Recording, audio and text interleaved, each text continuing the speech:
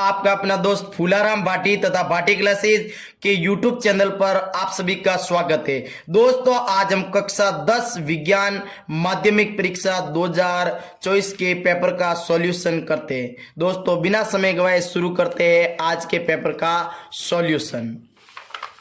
दोस्तों खंड ए में जो पहला क्वेश्चन है कि Fe plus H2O Fe3O4 plus H2O उपयुक्त अभिक्रिया के संतुलित समीकरण में Fe का गुणांक होगा। तो दोस्तों देखो Fe यहाँ 3 लिखा हुआ है, तो इसको संतुलित करने के लिए इसके आगे भी हम 3 लिखेंगे, अर्थात इसका आंसर होगा 3।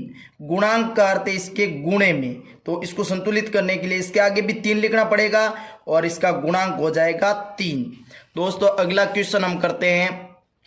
दही में उपस्थित होता है, आप सभी को पता है दोस्तों कि दही में लैक्टिक अम्ल उपस्थित होता है, लैक्टिक अम्ल। अगला ऊष्मा का सबसे अच्छा चालक है, तो दोस्तों जो कॉपर या तांबा होता है वो ऊष्मा का सबसे अच्छा चालक होता है।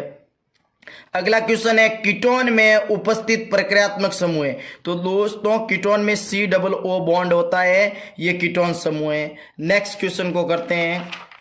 अगला है मानव में हृदय एक तंत्र का भाग है, तो दोस्तों जो हृदय होता है परिसंचरण तंत्र का भाग होता है जो रुधिर प्रवाह को नियंत्रित करता है। अगला क्वेश्चन पर्ण में छिद्रों के खुलने तथा बंद होने का कार्य किसके द्वारा होता है, तो दोस्तों पर्णों में जो गार्ड सेल होती है जिसको द्वार कोशिकाओं के नाम से जाना जाता है, वो पर्ण में छिद्रों को खुलने तथा बंद होने का कार्य करता है। अगला है कौन सी अंतःस्रावी ग्रंथि सभी अंगों की वृद्धि को प्रेरित करती है, तो दोस्तों जो पीयूष ग्रंथि होती है वो वृद्धि से संबंधित होती है, तो इसका आंसर होगा पीयूष ग्रंथि। अगला है जब पुष्प के पुंकेसर एवं स्त्री केसर दोनों उपस्थित होते हैं तो ऐसे पुष्प को उभयलिंगी पुष्प कहा जाता है। अगले क्वेश्चन की तरफ बढ़ते हैं। अगला क्वेश्चन दोस्तों देखेंगे पुरुष में लिंग गुणसूत्र होते हैं, तो मादा में तो दोस्तों XX होते हैं जबकि पुरुष में XY होते हैं। अब दोस्तों ये देखिए एक व्यक्ति समतल दर्पण से 3 मीटर दूर खड़ा है, व्यक्ति तथा उसके प्रतिबिंब के बीच दूरी मीटर में होगी। तो दोस्तों यहां देखिए माना कि ये जो व्यक्ति है, ठीक है, ये दर्पण है और इससे 3 मीटर दूरी पर यह कोई सबस्टेंस रखा हुआ है और जो ये 3 मीटर वापस यहाँ इसका प्रतिबिंब बनेगा, ये जो वस्तु है और ये इसका प्रतिबिंब 3 और 3 6, तो इसका आंसर क्या हो जाएगा 6 हो जाएगा। अब है अगला क्वेश्चन प्रकाश के अपवर्तन की घटना में यदि साइन A बराबर A दिया हुआ है और साइन R बराबर B दिया हुआ है तो अपवर्तनांक होगा। तो दोस्तों अपवर्तनांक का फॉर्मूला होता है sine I upon sine R, तो इसके अनुसार तो ये अपवर्तनांक A अपॉन B होगा। ठीक है, स्नेल का नियम में हम पढ़ते हैं साइन I बराबर sine I upon sine R। अगले क्वेश्चन को हम देखते हैं दोस्तों। अगला है अग्रिम सूर्योदय तथा विलंबित सूर्योदय का क्या कारण है, तो दोस्तों आपको पता है कि ये एक झूठी घटना है जो अपवर्तन पर आधारित है, तो ये दोस्तों वायुमंडलीय अपवर्तन के कारण होती है। अगला क्वेश्चन दिए गए त्रिभुजाकार प्रिज्म में विचलन कोण है, ठीक है, डिवाइडेशन एंगल पूछ रहा है, तो ये दोस्तों ये होगा X, यही है जो विचलित हो रहा है, इसका आंसर हो जाएगा ये वाला। अगला क्वेश्चन है कि विद्युत उपकरणों में भूसंपर्क तार का उपयोग है, तो दोस्तों हम अपने घरों में अर्थिंग, जिसको आप अर्थिंग के नाम से जानते हैं, वो सुरक्षा उपाय के रूप में काम लीजिए। अगला है धारावाहिक चालक के लिए दक्षिण हस्त के अंगुष्ठ नियम दर्शाता है, तो ये विद्युत धारा की दिशा को दर्शाता है जबकि जो मुड़ी हुई अंगुलियां हैं चुंबकीय क्षेत्र को दर्शाती है, तो इसका आंसर होगा विद्युत धारा की दिशा। दोस्तों अब हम आगे बढ़ते हैं रिक्त स्थान, fill in the blank. Lead nitrate के ऊष्मीय वियोजन से प्राप्त नाइट्रोजन युक्त गैस का नाम है NO2। ठीक है दोस्तों, लेड नाइट्रेट के ऊष्मीय वियोजन से प्राप्त नाइट्रोजन युक्त गैस का नाम है Na2। अगला है HCl के वियोजन से प्राप्त ऋणायन का रासायनिक सूत्र होगा, तो दोस्तों HCl का जब वियोजन करते हैं तो H+ तथा Cl माइनस आयन प्राप्त होते हैं, ये धनायन है और ये ऋणायन है, यहां पूछा गया ऋणायन तो Cl माइनस है।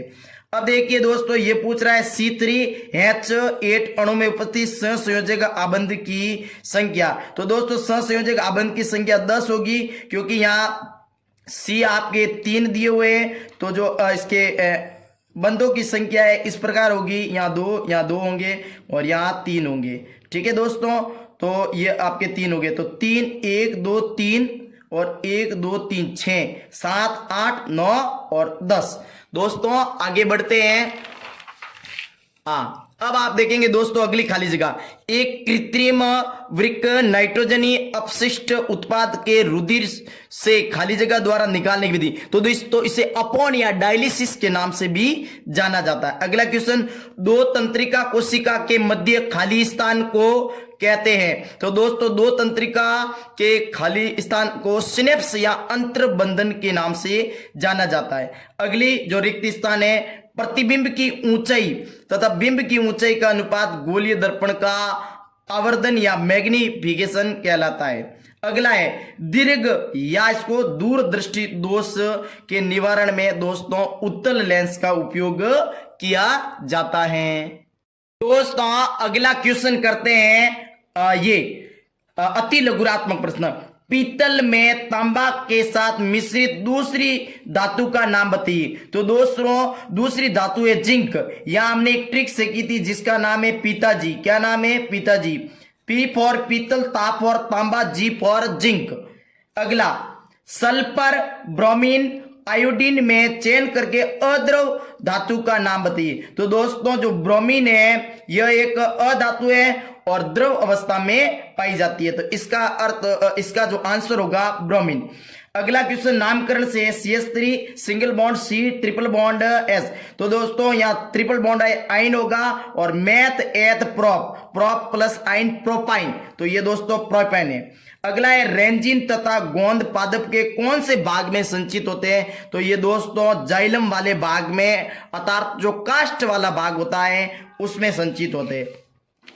अगला क्वेश्चन दोस्तों, मस्तिष्क का कौन सा भाग रक्तदाब, लार आना तथा वमन उल्टी को बोलते हैं को नियंत्रित करता है? तो ये दोस्तों हमारे शरीर की सब अनैच्छिक क्रियाएं हैं जो आपके पश्च मस्तिष्क अर्थात मेडुला ओब्लांगेटा द्वारा नियंत्रित होती है। अगला क्वेश्चन है दो जीवाणु जनित संक्रामक रोगों के नाम। दोस्तों आप कोई भी लिख सकते हैं, मैंने यहाँ गोनेरिया और सिफिलिस लिखा है, आप कुछ भी लिख सकते हो। मेंडल के अगला क्वेश्चन, मेंडल के लक्षणों की वंशागति नियम में F2PD में प्राप्त बौने पौधों का अनुपात, दोस्तों वो 3:1 था, तो इसे आप 25% लिख सकते हैं। अगला क्वेश्चन, गोलीय लेंस के लिए बिंब दूरी, प्रतिबिंब दूरी तथा फोकस दूरी के मध्य संबंध ये होगा दोस्तों 1/f बराबर 1/v माइनस 1/u। अगला है नेत्र का कौन सा भाग पुतली के साइज को नियंत्रित करता है? तो दोस्तों ये परितारिका होती है जिसे आइरिस के नाम से भी जाना जाता है। अगला है पारितंत्र में उपभोक्ता का एक उदाहरण। तो दोस्तों इसमें जो घास और चारे के अलावा कोई भी, जैसे गाय है, बकरी है, कोई भी उदाहरण आप देख सकते हैं, मैंने यहाँ गाय लिखा है। बाटी क्लासेस समदड़ी पर दोस्तों आप सभी का स्वागत है। इसका अगला भाग जल्दी आएगा। Thank you.